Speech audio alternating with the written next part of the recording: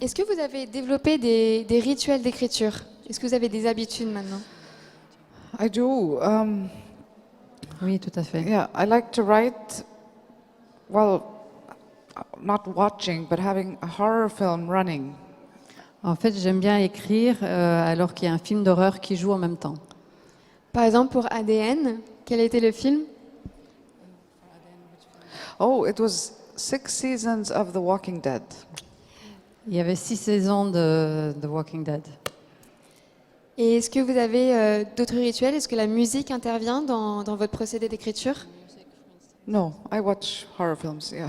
Non, je regarde des films d'horreur. And it's the music in them and the sound and the ambience. I'm not really watching, it's just there. Oui, en réalité, je ne regarde pas vraiment, mais c'est l'ambiance, c'est la musique aussi, c'est le son.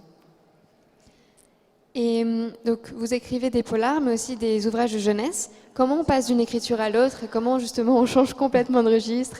On regarde d'autres films? I decided to stop writing for children, and they were humor-based, and it's hard to be funny all the time.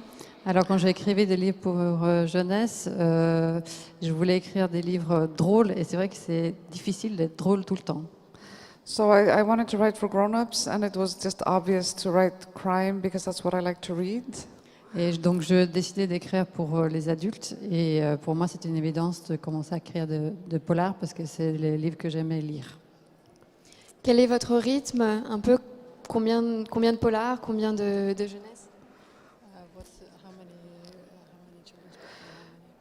Yeah, I've written 5 books for children and 14 crime fiction novels. Yeah. J'ai écrit 5 livres pour jeunesse et 14 romans policiers. Et est-ce que ça vous est déjà arrivé d'être justement face à la page blanche? Et si oui, comment vous avez réagi? No. Non, jamais.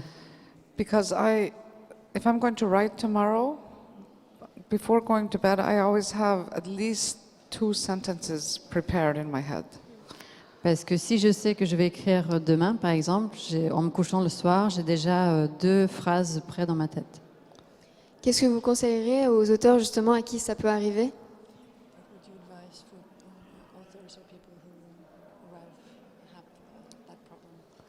To do this, to sort of having, before you sit down, to know just a tiny bit. And then you sit down and you start to write, and that oils the brain.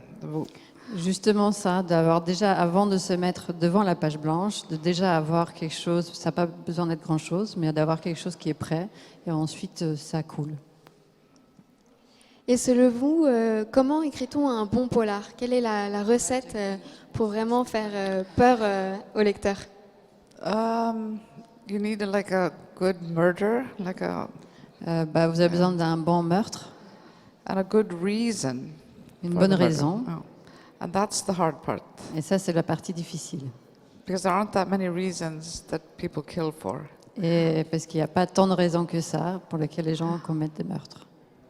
Est-ce que quand vous écrivez vos ouvrages, vous avez cette justement liste, on va dire, de choses à mettre dans votre livre? No, I don't. It's usually all in my head when I start. So I have a plot, kind of, but it's in my head, not written down. Non, j'ai pas vraiment des choses tout près. J'ai vraiment l'intrigue dans ma tête, mais j'ai pas tout près, non. Ça vient après.